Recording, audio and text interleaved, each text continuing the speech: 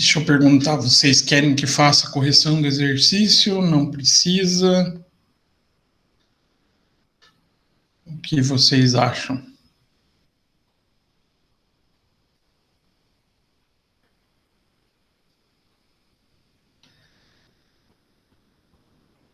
Esse silêncio me mata.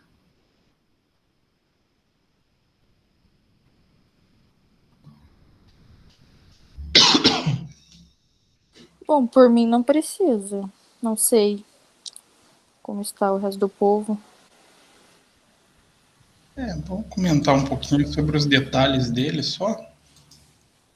Eu vou mandar mensagem pro William, Pessoal, pra Carla, pra Rita, pra ver. a Carla ela entrou, saiu e não voltou mais. Ué, mas eu já vou ver.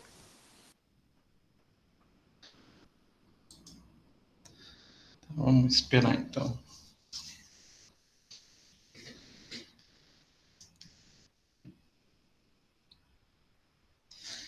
Gente, já pensaram quanto falta pouco para vocês? 3 meses e já acaba praticamente, né?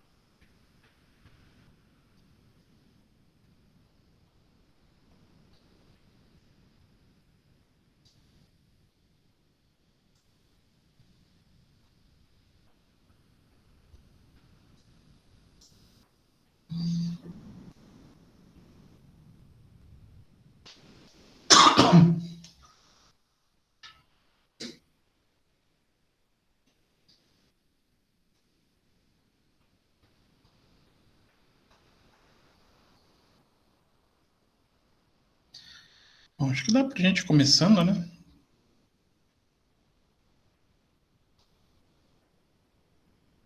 Sim, não, talvez. É possível, quem sabe.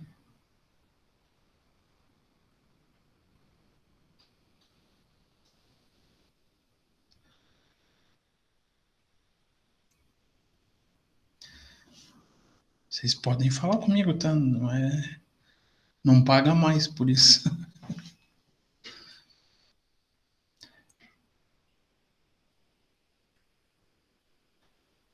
Bom, vamos então começar efetivamente, né? Bom dia a todos. Então, uma aula passada, depois com esse belo feriado no meio, né? Nós revisamos praticamente, foi basicamente uma revisão sobre custeio por absorção, onde eu deixei um exercício para vocês realizarem, né?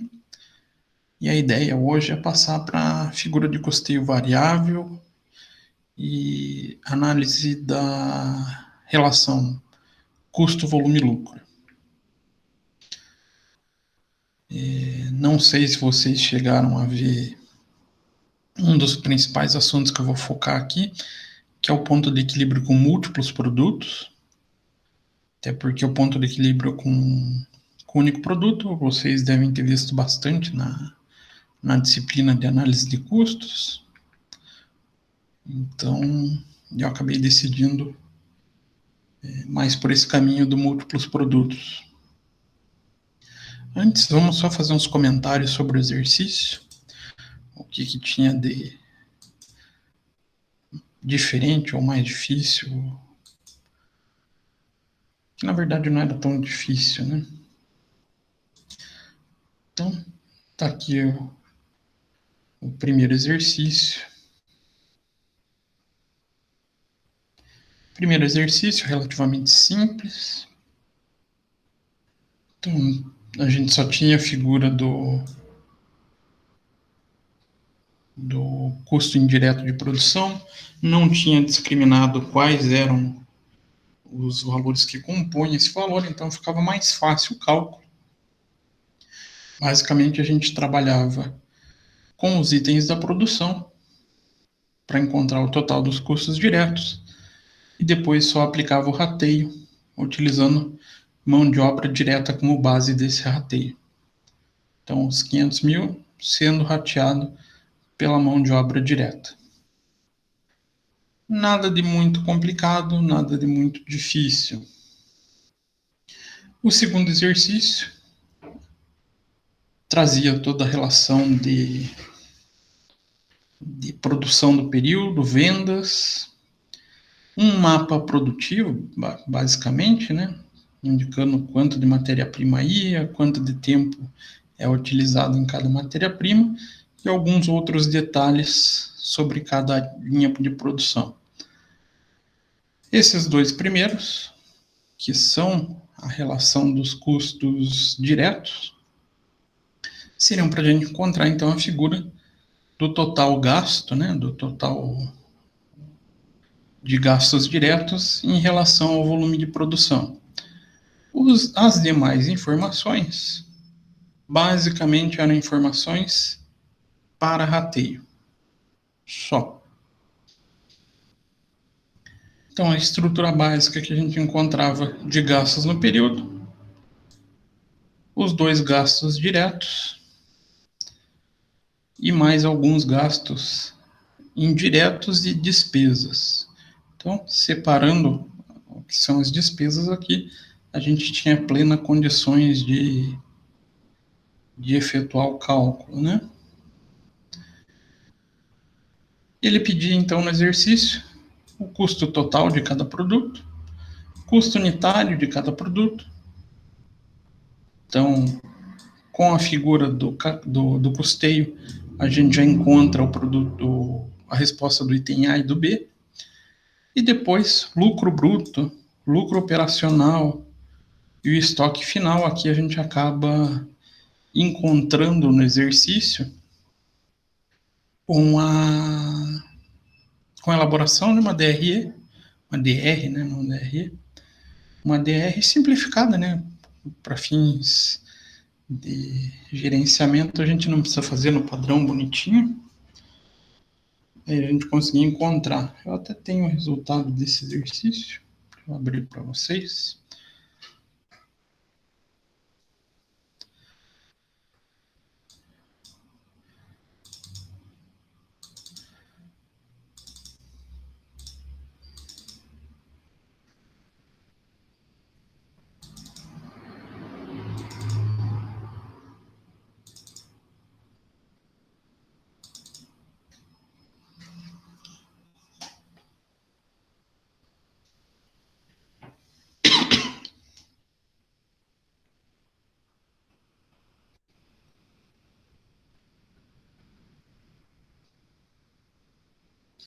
Então, aqui está o resultado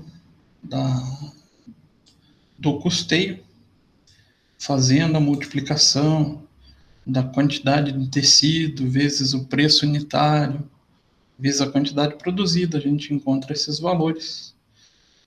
Mesma figura para mão de obra, né? Quantidade de horas utilizadas, vezes o valor da hora, vezes a quantidade. A gente encontra o total dos custos diretos, somando os dois, e depois fazendo o rateio dos valores de custos indiretos, que era aluguel, supervisão, energia elétrica e depreciação, utilizando para o aluguel a área, supervisão a mão de obra, energia elétrica, consumo de energia e depreciação das máquinas, o tempo de utilização. A gente vai encontrar esses percentuais de rateio, né? E daí é só multiplicar o valor a ser rateado pelo percentual de cada um dos produtos. Encontrando o total de custos indiretos, somando os dois, a gente vai encontrar custos totais, divide pela quantidade, encontra a figura do custo unitário. E aqui, uma demonstração de resultado, envolvendo, então, as respostas que a gente pedia. Então, o lucro operacional bruto de cada um dos produtos. Depois, o lucro operacional bruto não tem sentido fazer distribuição de despesas, então a gente monta uma só com o total do período. O custo do produto vendido era o valor referente à quantidade vendida, né? A gente sempre tem que tomar cuidado com esse detalhe. 35 mil a quantidade produzida, 30 mil vendida, então 5 mil ainda permanece em estoque, né? Então até aqui tem um mini movimento de estoque, vamos falar assim. Então, acredito que não foi tão complicado esse exercício. Deixo aberto a dúvidas. Alguém tem alguma? Não? Sim? Talvez?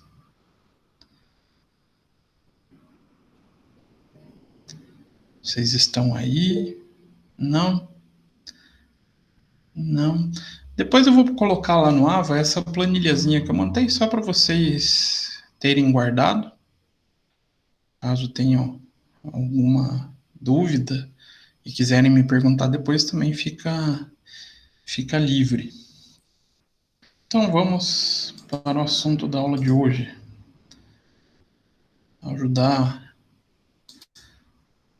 a Lídia a matar mais ainda a saudade de custos, né? Custeio variável. Vocês lembram desse método de custeio?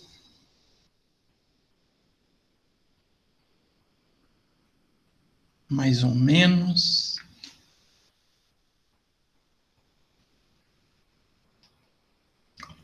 Podemos usar ele à vontade? Não?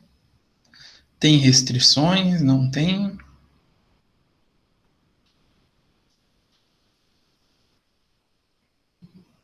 Lembra um pouco?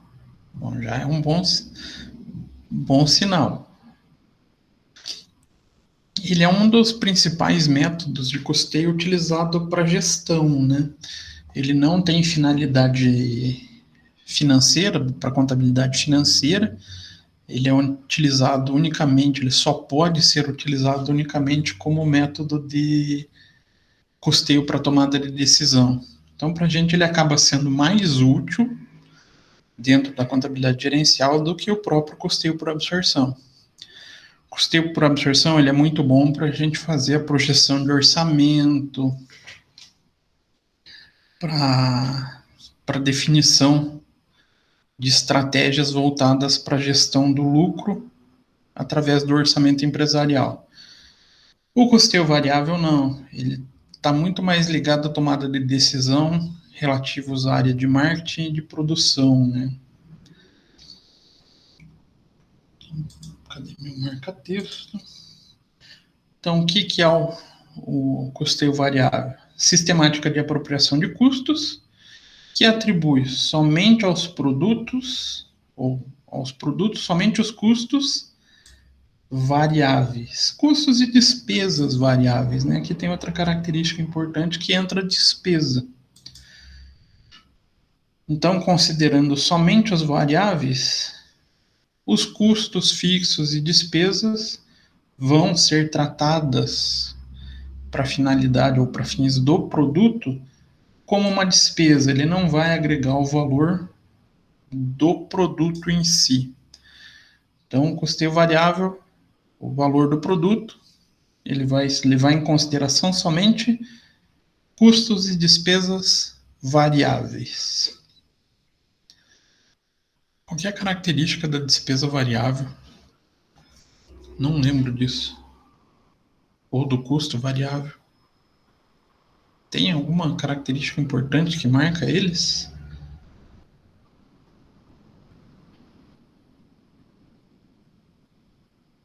Sim, não, talvez. Me ajudem, gente.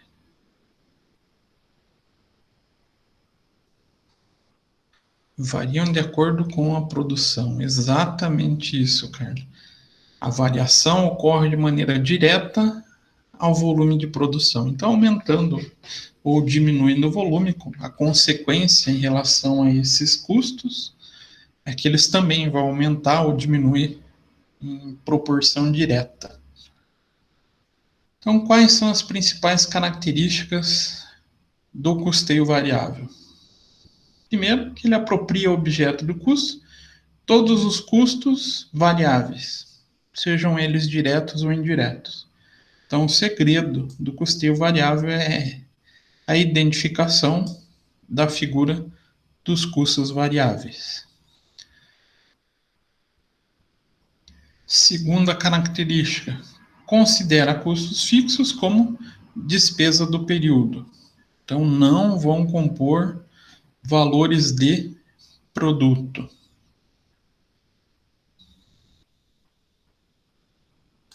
Terceira, esse é o motivo de não utilizarmos na contabilidade financeira. Ele não atende os princípios contábeis, os princípios fundamentais de contabilidade. Qual que é o princípio que ele não atende? Tem algum? Não?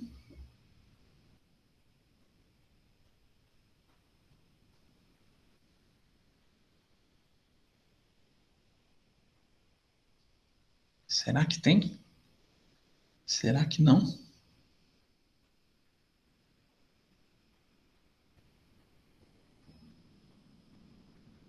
O princípio mais, para mim, é o mais importante que existe na contabilidade.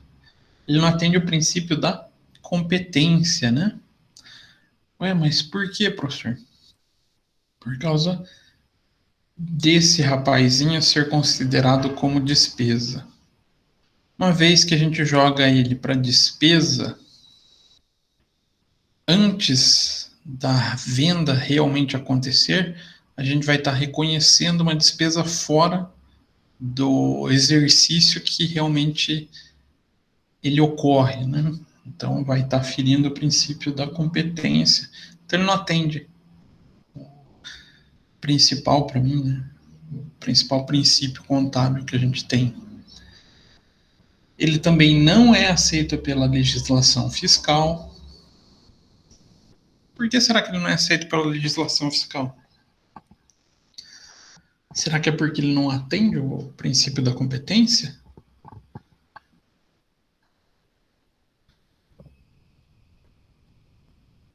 Ou é um reflexo disto também? Acaba sendo um reflexo. Por quê? Uma vez que a gente joga ou reconhece esses custos fixos como despesa, ele acaba diminuindo o lucro nos períodos iniciais, postergando o lucro para períodos futuros. Por mais que não exista mudança no lucro final de uma empresa, né, na mudança de custeio, vai mudar o período de recolhimento. Então, para o governo, não significa exatamente que ele vai deixar de pagar imposto, mas ele vai pagar o imposto postergado. O governo gosta disso? Que o pessoal recolha depois o imposto que pode ser recolhido hoje? Não, né? Ele não tem essa benevolência com o contribuinte, então ele acaba vedando. Ele só aceita a absorção, né? Então ele é considerado um custeio com informações voltadas para usuários internos. Se vocês buscarem informações de qualquer empresa, dificilmente vocês vão ver alguém comentando algo sobre custeio variável, ponto de equilíbrio da empresa. Ele é muito mais direcionado a uma informação gerada para a tomada de decisão pelos usuários internos. Então, a aplicação do custeio variável. Primeira aplicação, claro, determinação do custo do produto. Lembrando, custo do produto para fins gerenciais. E com essa determinação do custo do produto, ele é utilizado na análise custo-volume-lucro. Então, análise custo-volume-lucro com a relação de margem de contribuição, ponto de equilíbrio e alavancagem operacional. Também a gente pode falar aqui margem de segurança, né? Também entra nessa relação. Dúvidas, perguntas, questões sobre custeio variável?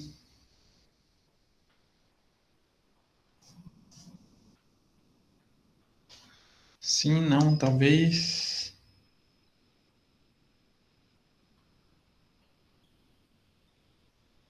É possível.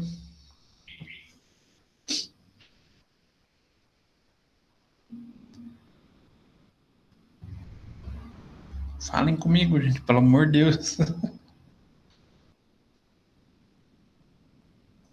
Bom, então vamos entrar na relação custo-volume-lucro, que é a relação mais importante para a área gerencial, né? Na área, quando a gente fala nesse ponto de custeio. Então, análise custo-volume-lucro é um método para analisar como as várias decisões de operações de marketing afetam o lucro líquido, baseado na compreensão da relação entre custos variáveis e custos fixos, preço de venda e o nível de produção. Então, é uma métrica que a gente adota, ou uma série de métricas que a gente adota para gerenciamento das operações e decisões de marketing, voltadas para essa relação da quantidade de produção, do preço estipulado por os produtos e dos seus custos. Então, qual a aplicabilidade dessa relação? Ele pode ser utilizado para estabelecer preço para produtos.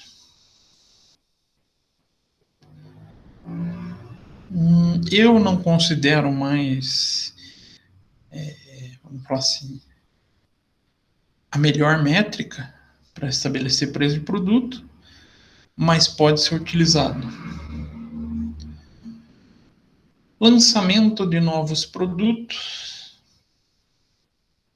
Então, definição se a gente vai inserir um novo produto na fábrica ou não, ou mesmo descontinuar um produto, né? Não, esse produto não é mais rentável, não é mais viável a produção dele. Seleção de mix de produtos, qual a composição da nossa linha de produção, como a gente vai trabalhar essa quantidade de produtos de cada modelo, cada tipo, para definir a posição, a atuação da área de vendas no mercado. Permite também a decisão sobre substituição de matérias-primas ou peças de equipamento. Então, a decisão da composição estrutural do custos. Essa é a mais legal de pensar hoje em dia. Decidir sobre fazer ou terceirizar. Isso ocorre muito hoje em dia, gente. O que vocês acham?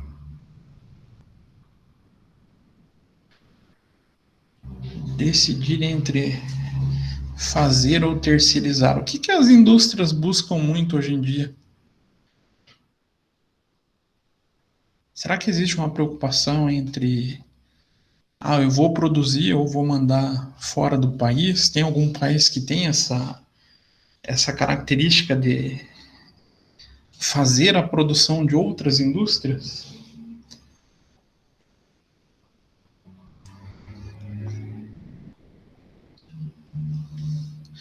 Hoje a gente vê muito forte os asiáticos, né? Nessa característica de produção, eles têm condições de oferecer preços muito competitivos, sem entrar no mérito do porquê. Mas, claro, uma coisa a gente tem que destacar que é a tecnologia de produção deles, que evoluiu imensamente nesses últimos anos. Então, hoje em dia, a decisão de se eu faço ou terceirizo para algum país como esse, como algum desses, né?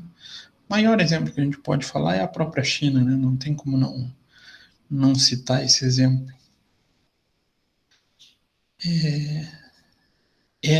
Tomada, essa decisão acaba sendo levando em consideração essa relação custo-volume-lucro.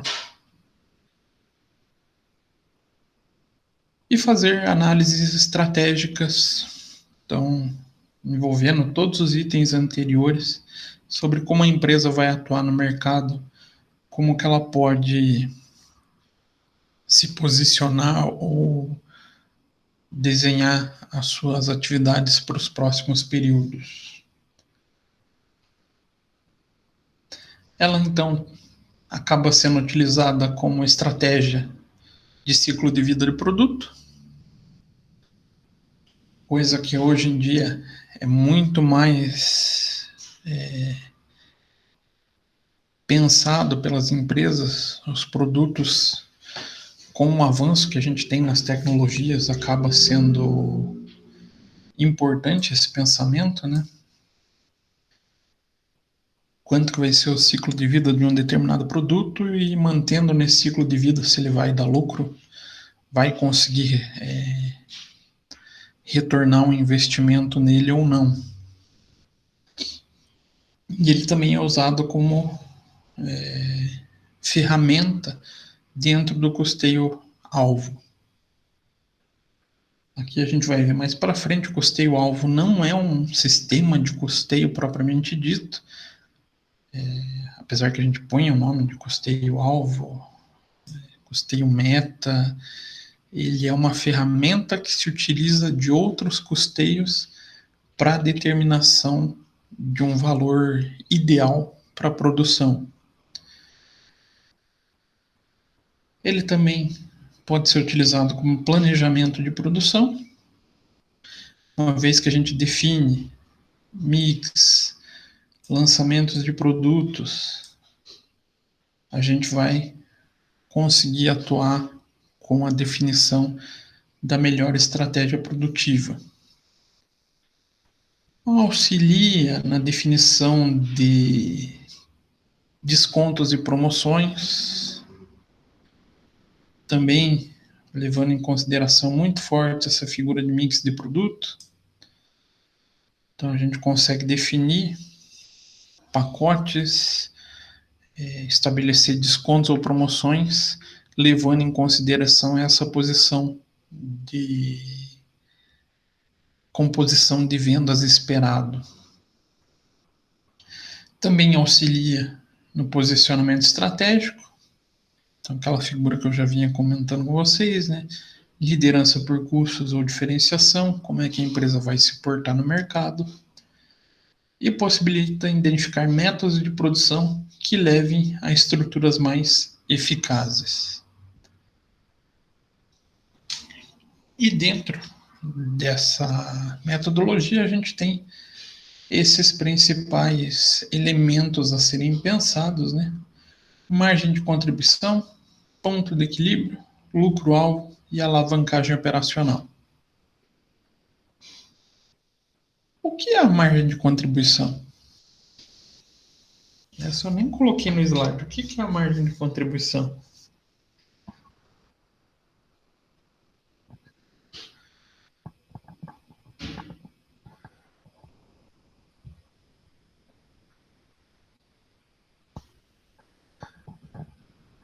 Lídia, me ajude, você que gosta de custos. O que é a margem de contribuição?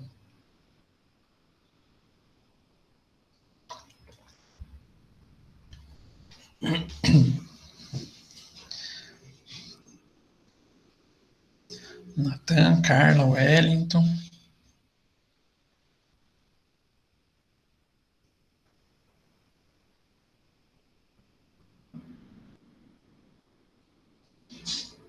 Vocês voltaram a dormir, é?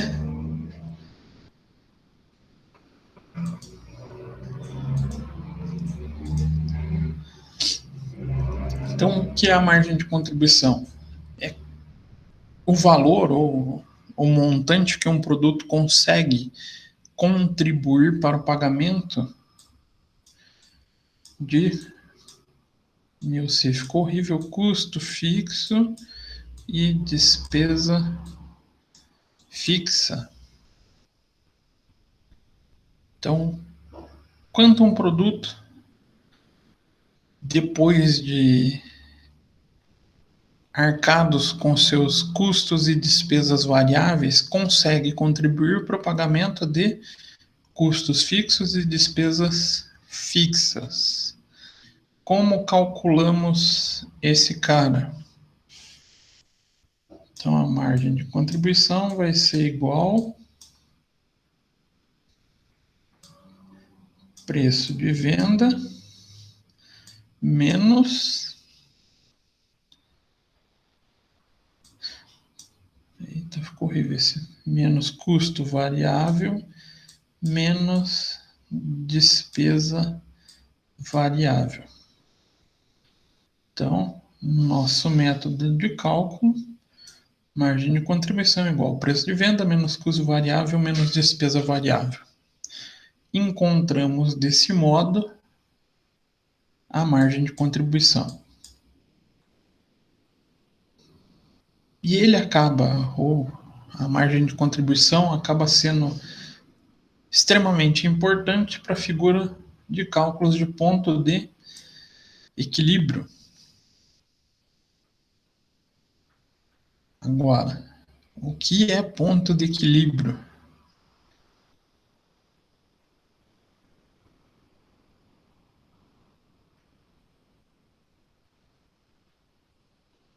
O que é ponto de equilíbrio?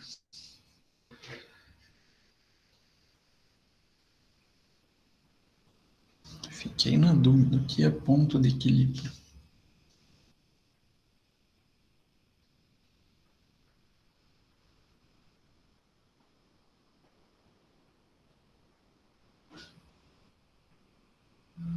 Vocês ainda estão aí, gente?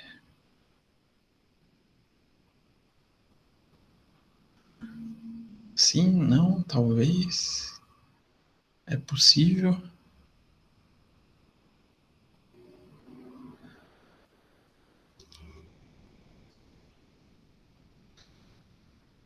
Faturamento mínimo necessário para se cobrir. Peraí, fechou a janelinha.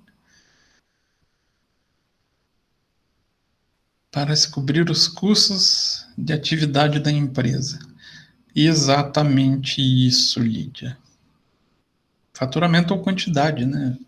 Até a figura da quantidade acaba até sendo mais utilizado, né? Que interfere daí mais no gerenciamento de produção. Mas é exatamente isso. Então, se a gente pensar graficamente, se a gente tiver um eixo que a gente tem uma quantidade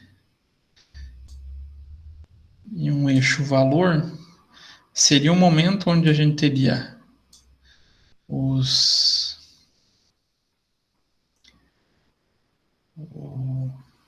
Eita, deu branco. O valor do preço de venda entrando, vamos supor assim, preço de venda,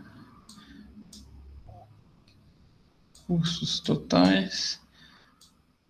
Então, aqui seria onde a gente teria o ponto de equilíbrio.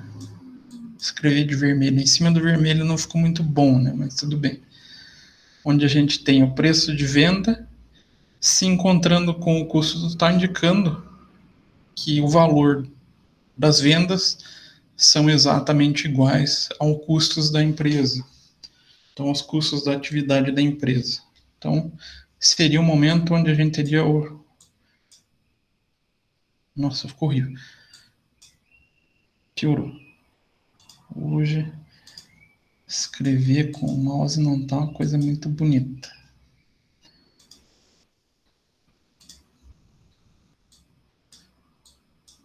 Seria a figura do lucro igual a zero. A essência do ponto de equilíbrio é essa, né?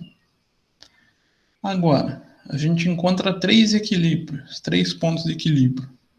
Figura do ponto de equilíbrio contábil, onde nós buscamos exatamente o lucro igual a zero.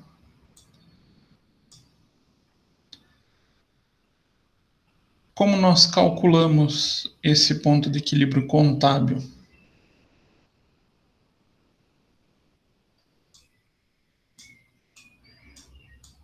Então, esse é o PEC igual a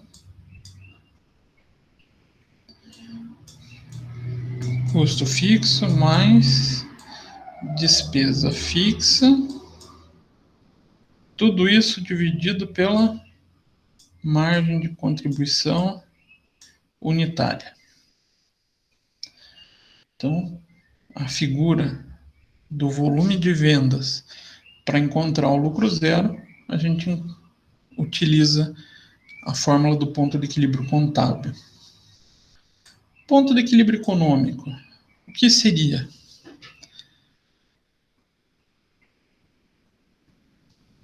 Agora já não é somente para cobrir os custos e despesas. A gente teria uma quantidade mínima de vendas, ou a quantidade de venda, para atingir um determinado lucro, ou uma determinada taxa mínima de atratividade. Ele é muito utilizado quando a gente busca, então, uma remuneração específica que o sócio espera ou determina como é aceita para manter o seu investimento. Então, a gente busca essa quantidade mínima para conseguir esse retorno através do ponto de equilíbrio econômico. Então, ponto de equilíbrio econômico vai ser como custo fixo mais despesa fixa mais essa figura da taxa mínima de atratividade. Tudo isso dividido pela margem de contribuição unitária. Então, lembrando, a taxa mínima é a figura do lucro esperado pelo acionista, pelo sócio, pelo investidor, por quem está garantindo o capital da empresa, para que ele tenha um retorno que seja mais vantajoso que outra possibilidade de investimento, né?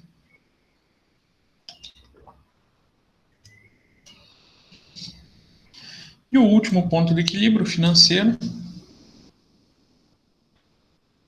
Esse ponto de equilíbrio a gente busca mais a relação do fluxo de caixa Então, é garantir a quantidade mínima de produtos para garantia do pagamento das obrigações financeiras. Então, aqui a gente encontra de diferencial os custos barra despesas não desembolsáveis. Não vou escrever desembolsáveis aqui, que vai ser um sofrimento, né? Então, a gente vai excluir do cálculo todos aqueles custos e despesas que não necessitam de pagamento, não necessitam de desembolso, permitindo então encontrar o volume mínimo de vendas para o pagamento das dívidas. Então, ponto de equilíbrio financeiro vai ser como custo fixo mais despesa fixa menos os custos não desembolsáveis. Nossa, ficou horrível esse D, né?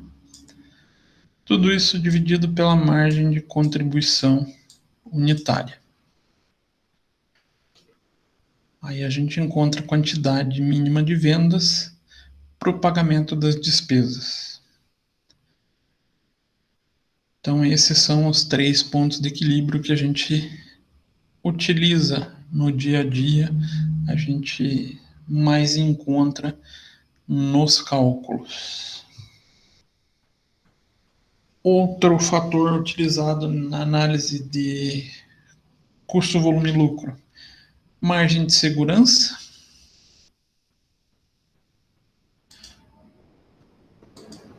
Então, margem de segurança é um indicador de risco que aponta a quantidade que as vendas podem cair antes que a empresa comece a ter prejuízo. Então, quanto menor a razão da margem de segurança, maior o risco da empresa chegar nesse ponto de equilíbrio contábil. O ideal, então, o indicador da margem de segurança ser sempre maior do que 1. Como que nós calculamos? Então, margem de segurança é a quantidade de vendas menos o ponto de equilíbrio contábil dividido pela quantidade de vendas. A outra figura que nós utilizamos, alavancagem operacional. Então, ele retrata a possibilidade de acréscimo de lucro total pelo aumento de quantidade produzida e vendida, buscando a maximização de uso de custos e despesas fixas. É verdade que isso ocorre? Tem como fazer isso? Eu consigo melhorar o meu resultado maximizando o uso do custo de despesas fixas? Sim, né? Então, quanto maior a minha produção sem alteração de custos e despesas fixas, melhor a minha utilização dessa estrutura. Então, eu consigo maximizar esse lucro. Então, a alavancagem operacional é o índice que relaciona o aumento percentual nos lucros com o aumento percentual na quantidade vendida em determinado nível de atividade. Quem pensa muito nessa relação da alavancagem operacional são as empresas que atuam em mercado ou posicionamento de mercado de liderança pelo custo. Eles sempre vão ter a filosofia de maximização de custo e despesa fixa. Acho que eu até comentei na aula passada com vocês isso, né? Se não me falha a memória. Então, o grau de alavancagem financeiro vai ser estipulado pelo delta do percentual de lucro que a gente utiliza a figura de delta mesmo.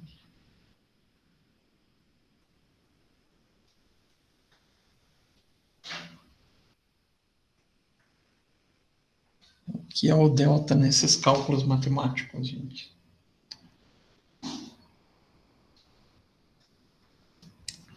Variação, né? Então, a variação do percentual de lucro dividido pela variação de unidades vendidas. Fazendo o cálculo com essas variações, a gente vai encontrar o grau de alavancagem operacional. E agora, o que eu realmente mais quero trabalhar com vocês, ponto de equilíbrio, múltiplos produtos. Antes de entrar no ponto de equilíbrio, múltiplos produtos, deu para relembrar esses conceitos? Não, mais ou menos. Como é que ficou tudo isso, gente? Sim. Lembrando que é só um remember, né? Já que vocês já tiveram todo esse conceito. Eu nem lembrava de margem de segurança. A coitada da margem de segurança, ela é meio esquecida mesmo. Quando a gente vai para a disciplina de custos, a gente vê um monte de vezes ponto de equilíbrio, a margem de segurança passa uma ou duas vezes e não calcula mais. Mas ele é importante quando a gente está no dia a dia da empresa, até manter um indicador com margem de segurança para que a direção consiga verificar se ela está trabalhando perto do limite ou não. Às vezes é mais fácil de explicar com a margem de segurança do que com o ponto de equilíbrio. Então no dia a dia ele é importante, mas na teoria o coitado é meio renegado. Assim como o grau de alavancagem operacional, ele também é um pouco renegado, mas não tanto igual a coitada da margem de segurança, né? Ponto de equilíbrio. Vocês devem ter visto pra caramba durante as aulas, calculado bastante. É o segundo método de custeio mais utilizado, mais aplicado durante as aulas. Então, ele acaba ficando fácil de relembrar. A única coisa que eu não sei se vocês viram, me confirmem, por gentileza, é trabalhar a figura de ponto de equilíbrio com múltiplos produtos. Chegaram a calcular ponto de equilíbrio tendo mais de um produto no cálculo?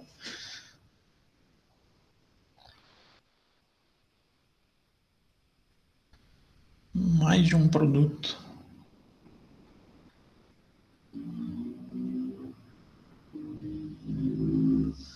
Aqui a gente já até ultrapassa limite de prova de CRC, eles não cobram. Viram também? Poxa, que sem graça. Então vamos relembrar, né?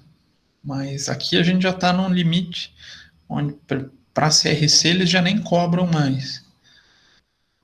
Mas ele é o mais importante para o dia a dia. Por que ele acaba sendo mais importante para o dia a dia do que o ponto de equilíbrio com um produto só? A gente tem indústria que trabalha com um produto só? A gente consegue ter indústrias com essas características hoje em dia? Com o mercado globalizado do jeito que ele é hoje?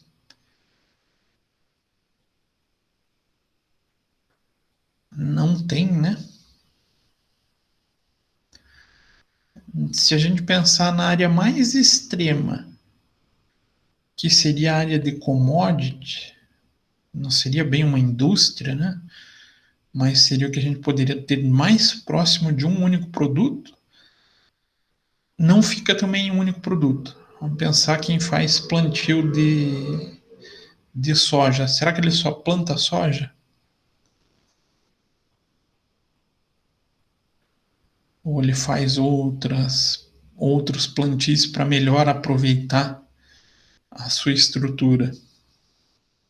Para vocês verem, né? Cadê? Melhor aproveitamento de custo fixo. Ó, estava em algum lugar aqui, eu falei para vocês. Aqui. Maximização da utilização de custos de despesas fixas. Quem planta soja vai plantar milho também, por exemplo. Então, até nessa área, não tem a figura de um produto só. A gente acaba tendo a figura de múltiplos produtos. Então, quando uma empresa produzir um único produto, a obtenção do ponto de equilíbrio, seja ele contábil, econômico ou financeiro, é simples, é fácil de ser feito. Quando são muitas as variedades e tipos de produtos, a obtenção do ponto de equilíbrio vai se tornando mais complexa. Então, nas situações em que se elabora mais de um determinado produto, a expressão do ponto de equilíbrio em quantidades diferentes de produto perde, em boa parte, o seu sentido. A gente não pode falar, por exemplo, a gente tem 3 produtos na nossa linha e falar, a gente precisa produzir 50 mil unidades. Tá, 50 mil unidades do quê? Quanto de cada peça? Quanto de cada produto da minha linha? Então, falar em resultados de um único produto já não faz mais tanto sentido. A gente começa a ter que direcionar a figura para a quantidade específica de cada produto. Então, a gente já vai pensar fazendo o cálculo.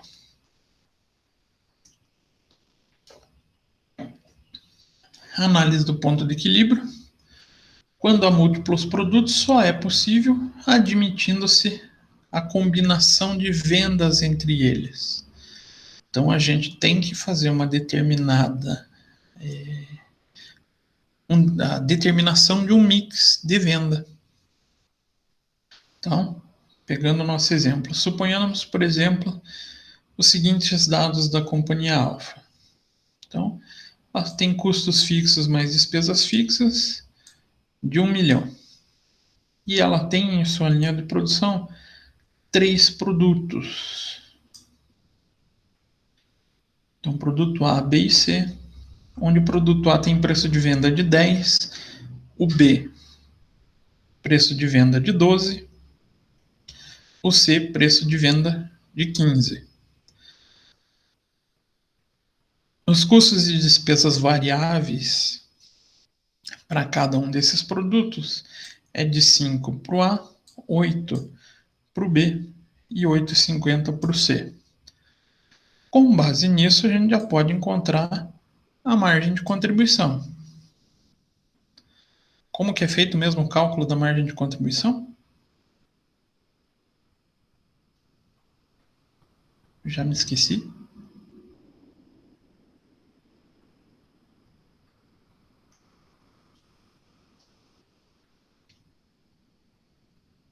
Margem de contribuição é igual a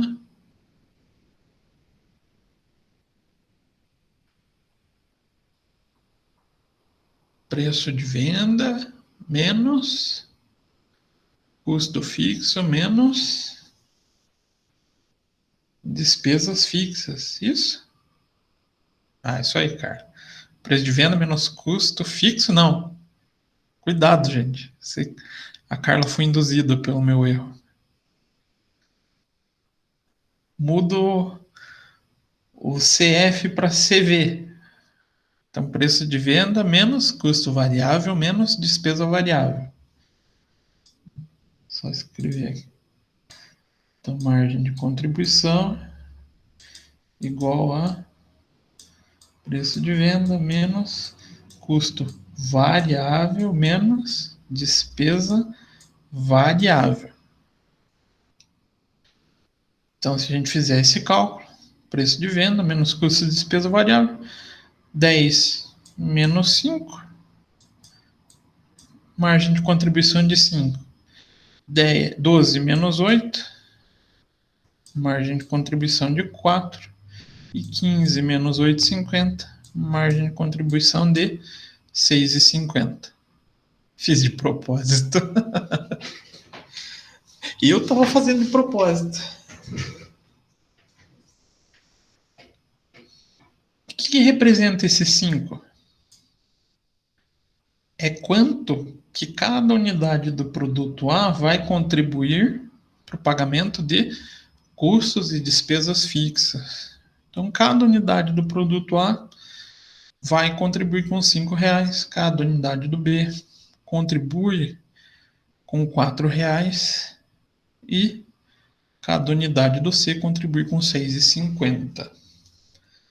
Até aqui nada de novidade, igual ao sistema do custeio, do ponto de equilíbrio para um único produto, né?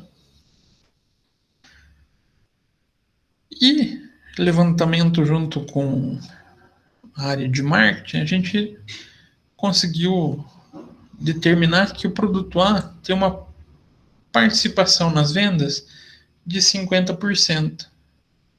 Produto B, 30%. Produto C, 20%. Então, a composição do mix de venda é feita dessa maneira. 50% das vendas do produto A, 30% das vendas do produto B e 20% das vendas do produto C.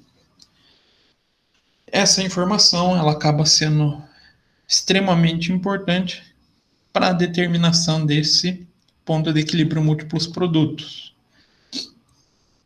Então, admitindo-se que a combinação de vendas permaneça sendo um produto C vendido para cada 1,5 do B e 2,5 de A, a margem de contribuição, a gente vai ter que utilizar o cálculo de média ponderada. Então, levando em consideração aquele mix de venda, a gente vai fazer a estipulação da participação dele em relação à sua margem de contribuição. Basicamente, aqui o que a gente faz? Pega a margem de contribuição de cada produto e multiplica pela sua participação.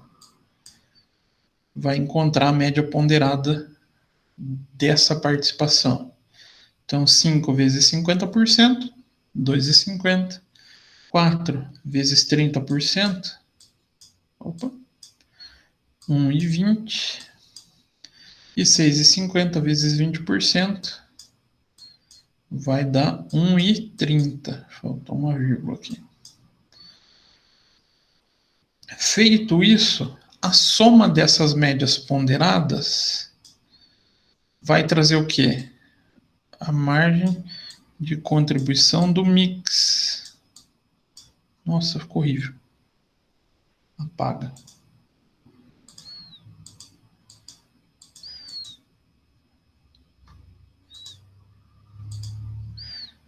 Então aqui a gente vai encontrar a margem de contribuição do mix de venda. Se a gente vender um conjunto de bens na proporção que a empresa já tem a determinação, a gente vai ter uma contribuição de R$5. Então, como que a gente faria esse cálculo? Como que a gente finalizaria ele?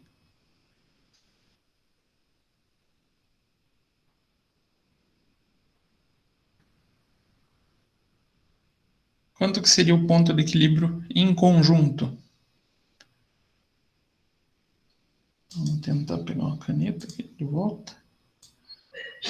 Ponto de equilíbrio contábil vai ser quanto?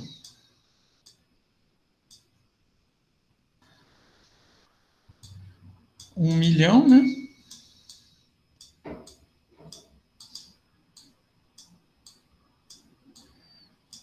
Dividido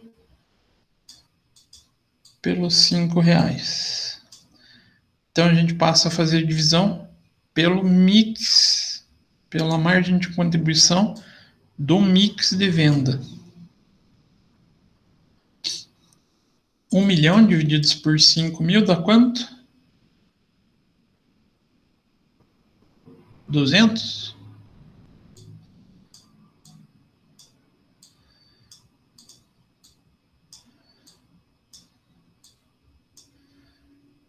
Então aqui a quantidade que eu poderia falar é que a minha margem de contribuição é de 200 mil peças, isso?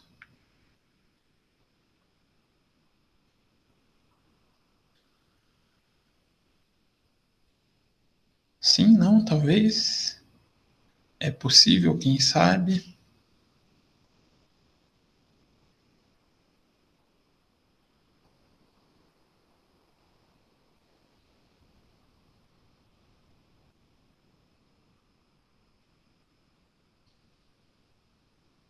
Duzentas mil unidades ou peças. Faz sentido vocês chegarem para um gestor ou para um diretor e falar, olha, o nosso ponto de equilíbrio é 200 mil peças. Sendo que tem 3 tipos de produto na linha de produção. Vai ajudar? Ou pensem vocês como gestor. Vocês viram chegando e falando, olha, a gente tem um ponto de equilíbrio de 200 mil peças. A gente produz 3 tipos de produto, A, B e C. Vai ajudar a decidir? Não vai, né? Poxa, fica uma 200 mil peças, fica uma informação meio vaga. Então é importante que a gente determine dessas 200 mil peças quanto vai ter de A, quanto vai ter de B, quanto vai ter do produto C. Aí a gente volta para o mix de venda, para essas participações. Então a gente pega a combinação que a gente encontrou no ponto de equilíbrio e multiplica pela quantidade de cada um desses produtos. Então, o produto A, ele corresponde com 50% das peças produzidas. A gente tem 200 mil peças no total, então ele vai ter que contribuir com quanto? 100 mil peças. O produto B, ele tem uma participação de 30. Quanto que ele vai contribuir com a participação em relação a esse 30%? 60 mil peças. E do produto C, 200 mil, vezes a participação de 20%, 40 mil peças. Aqui começa a trazer uma informação que faz sentido, né? Uma determinação que para o ponto de equilíbrio a gente precisa produzir 100 mil peças do produto A, 60 mil peças do B, 40 mil do produto C. Tudo isso baseado naquele histórico de produção de venda que a gente tem.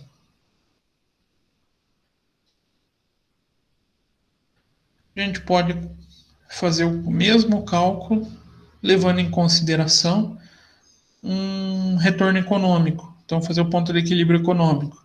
O investidor quer 75 mil de retorno nesse período. Quanto que vai ficar de cálculo? Vamos pegar o Excel.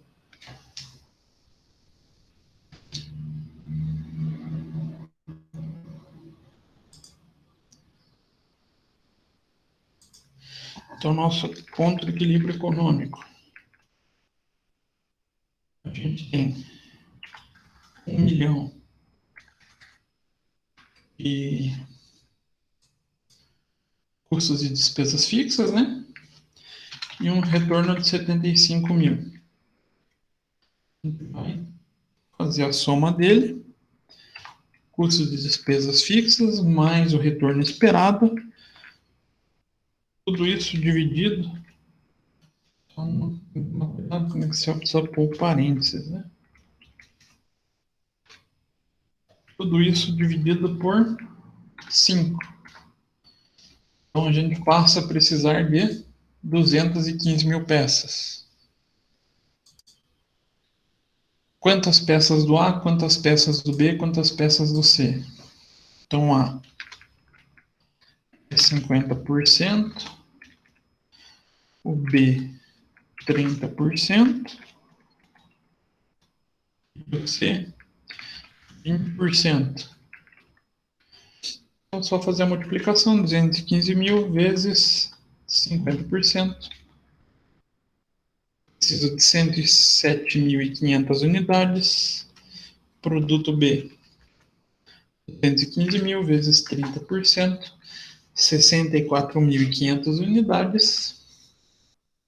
E o C, 215 mil vezes 20%, 43 mil unidades.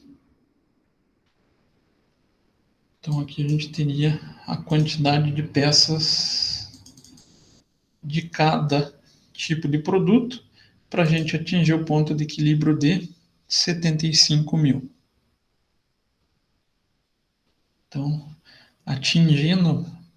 para fazer o retorno do sócio, a gente precisa vender essa quantidade de peças.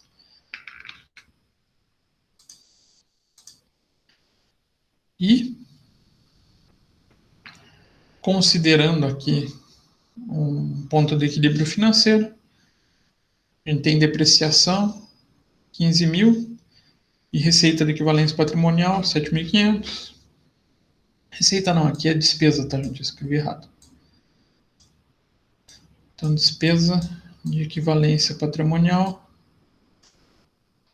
de 7.500. Duas despesas não financeiras. Como ficaria o cálculo, então? Então, a gente tem o nosso 1 milhão.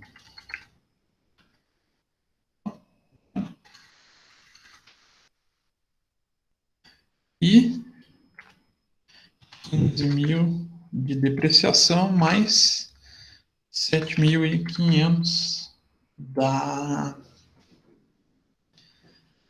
equivalência patrimonial. O cálculo aí do ponto de equilíbrio financeiro. Vou pegar 1 milhão menos os gastos não desembolsáveis por dividir pela margem de contribuição unitária. Então, preciso de 195 mil peças e 500. Levando em consideração a participação do A, B e C,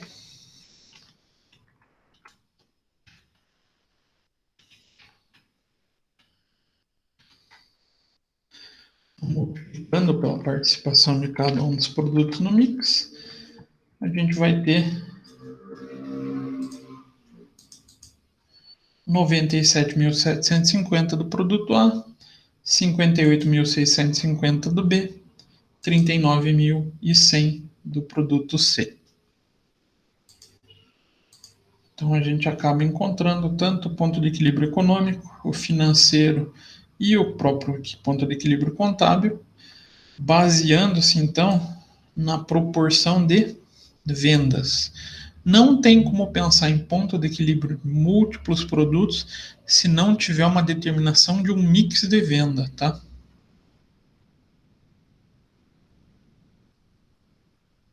Aí é que eu trago o problema. Acabei de falar que tem que ter um mix. E se eu não conhecer o mix de venda? Como é que eu vou fazer tudo isso? Como é que eu vou encontrar esse cálculo? A gente não vai levar em consideração restrições, tá? Não vamos pensar nessa figura. A gente mesmo vai partir para a determinação de um mix de venda. Tranquilo? Mais ou menos. Vou deixar essa segunda parte para a próxima aula. Em relação ao ponto de equilíbrio múltiplos produtos com a determinação do mix. Foi tranquilo para vocês? Está fácil, mais ou menos? Dúvidas, perguntas, questões?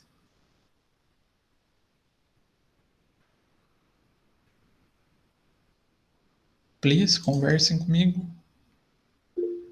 Tranquilo? Tá, o que eu vou fazer? Eu vou deixar uma atividade para vocês. Eu tinha colocado uma com um ponto de equilíbrio, só que para produto simples, para um único produto. Eu vou mudar a atividade, vou deixar um exercício só com esse ponto de equilíbrio múltiplos produtos, para vocês resolverem essa semana. Beleza?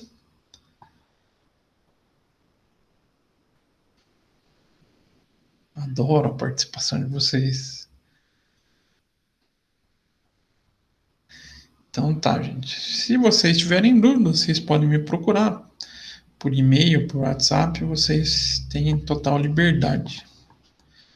Então, não surgindo dúvidas, acho que a gente encerra por aqui hoje. Hoje foi mais tranquilinho, né? Já que é só uma lembrança do, do ponto de equilíbrio, da margem de contribuição, do custeio variável, né? Então, acho que encerramos por aqui. Nos vemos na próxima semana, se Deus quiser, né?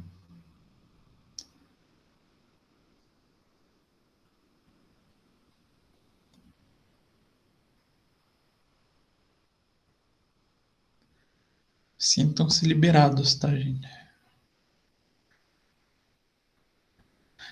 Obrigado, boa semana também, Carla.